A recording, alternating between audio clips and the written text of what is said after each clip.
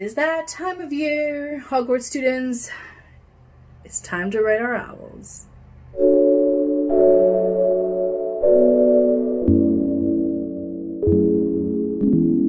Year 3, I am excited.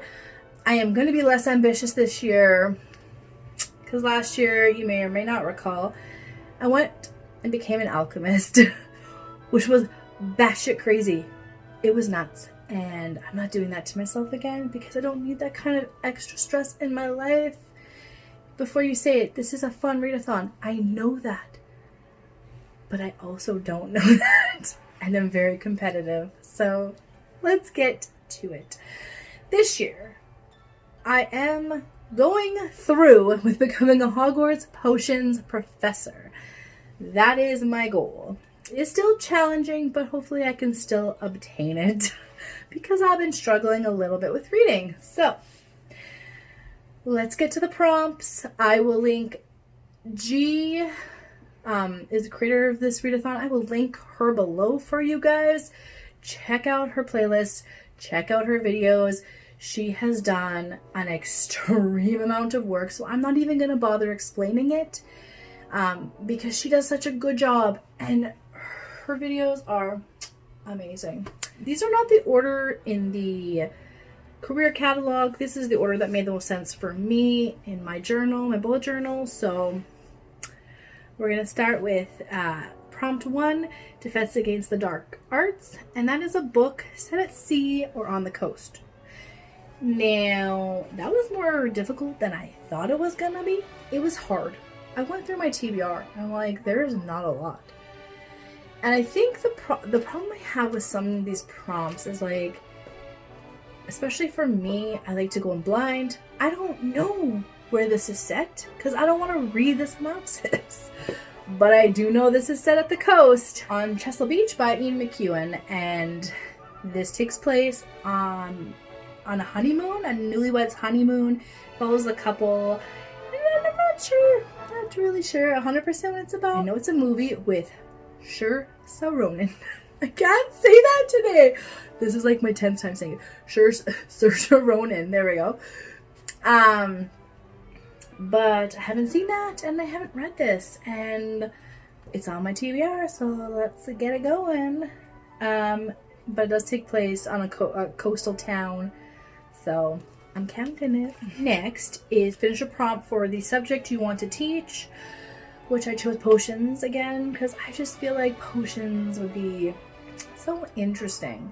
Magic is great, don't get me wrong.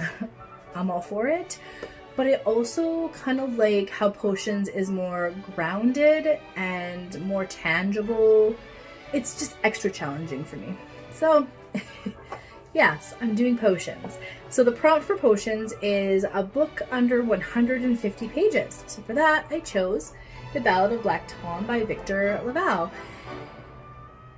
Lavallee? I don't know how to properly say this because like part of the Canadian French in me wants it one way and part of the English wants it another way. It's fine. Anyway, so basically this follows, I don't know. It's an occult thing, I think. I'm not even sure.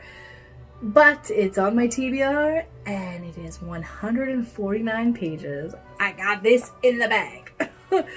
I do know that lots of people like it. This novella is... Oh, here we go. Novella of sorcery and skullduggery in Jazz Age New York. Well, I will take it. Those are the two specific requirements. The next third and final requirement is real loosey-goosey. You have to complete any additional 5 subjects of your choice. That worked out really good because I looked at the prompts and I tried to find books on my shelf so I didn't have to, buy or borrow anything because I am trying to read off my TBR. The first subject I chose for my additional 5 was Ancient Runes.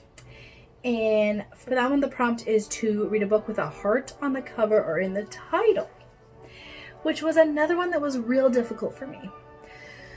But I figured since I'm the last person on BookTube, I mean, I'm probably not the last person on booktube, but like, I feel like the last person to have read this, and that is Every Heart a Doorway by Seanan McGuire. I have not read this yet. I am sorry. I apologize. Don't stone me. I'm doing it now.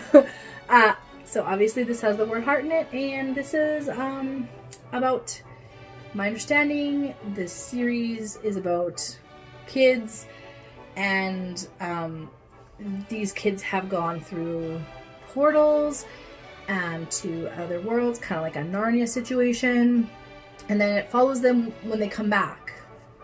That's kind of what I've gathered. To be honest, everyone's like, this is really good, and then they go to explain it, and I'm like, hey, everyone wants me to read this, but I don't want to know what it's 100% about because it's so short. I mean, when you've got novellas, like, you tell me exactly what it's about, and you basically read me the story, right? So anyway, I'm picking it up finally. Yay for me. The next subject I chose was arithmancy, and that's read something outside your favorite genre. Is this a genre? I'm counting it as a genre because, yeah, I struggle very hard with classics and with modern classics. I want to look smart and read a lot of classics and modern classics, but also I can't. I just struggle way too hard. I have decided, I think this was on the TBR last year for one of my reading challenges, but I have decided to pick up Lord of the Flies by William Golding. I am not sure if I read this in high school. I can't recall, which means I probably didn't. Or if it was assigned to me, I didn't do it. Like the horrible student I am. I am going to pick this up. This is about a group of boys that get stranded on an island. I think it's after a plane crash or a boat crash. I don't know. There's some kind of crash, I think. And from what I understand, shit gets real. I am hoping to actually get to this. And I feel like with the owls, like it's kind of something I have to do. Because again, competition. I can't. I'm sorry. I know it's not real life, but it is to me. Deep down. The third subject, additional subject, I chose was Charms, and that is a book with a white cover. Now, I also feel like I'm one of the last people to read this, but better late than never, and that is A Darker Shade of Magic by V.E. Schwab. I am looking forward to this, actually. I know that it's got to do with multiple dimensions, and there's magic, and honestly, that's all I need to know because I don't want to ruin it.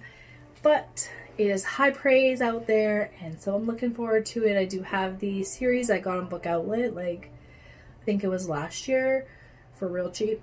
So time to jump in.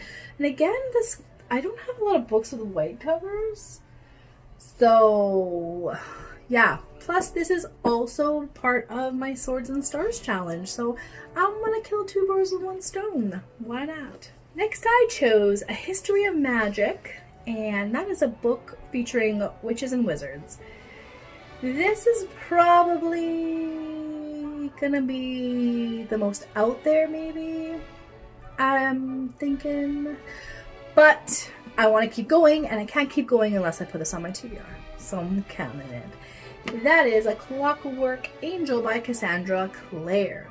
I am working on the Shadowhunter Chronicles. I read the first 3 Mortal Instruments books, and then the recommendation is to jump into the Infernal Devices, so I'm working on that now. I am only like 20 pages in, so I'm going to stop. I'm not going to pick it up again till Owls, and I'm going to start fresh and pick this bad boy up. The Mortal Instruments has witches and warlocks, therefore I'm assuming there's witches and warlocks in this one. And if I'm wrong, please tell me now so I can pick something else to read because otherwise I'll be screwed. Thank you. And for the 5th and final subject, that is Muggle Studies, I have chosen. And it is to choose a book from a Muggle's perspective. So basically a contemporary. which like I got a lot of, so cool. And for that, I chose The Virgin Suicides by Jeffrey Eugenides. This is the 25th anniversary edition, and look at that rose gold foil. Yes, please. Purchase this because I used to love this movie, and I had never read the book. Go figure. This is about a group of sisters who end up dying by suicide. And I think this kind of follows the guys in the neighborhood and their perspective on what happened, if I'm not mistaken. So I am very intrigued to read this because I heard it's a lot different than the movie in regards to the storytelling. So yeah, cool. I'm down for that. This year, our wonderful G has created some bonus content, has created some extra credit work. So obviously I gotta do something for extra credit. I can't just, do the basic. Duh. So I have decided to pick something simple, which is only one additional book, so calm down. I've decided to also, I guess it would be like a minor. I did some extra credit in Mer People Linguistics. I just think like, wow, the Mer people, they're terrifying. And if I ever fell in that lake, it would be nice to communicate with them. Maybe they would let me go and not try and kill me. Goals.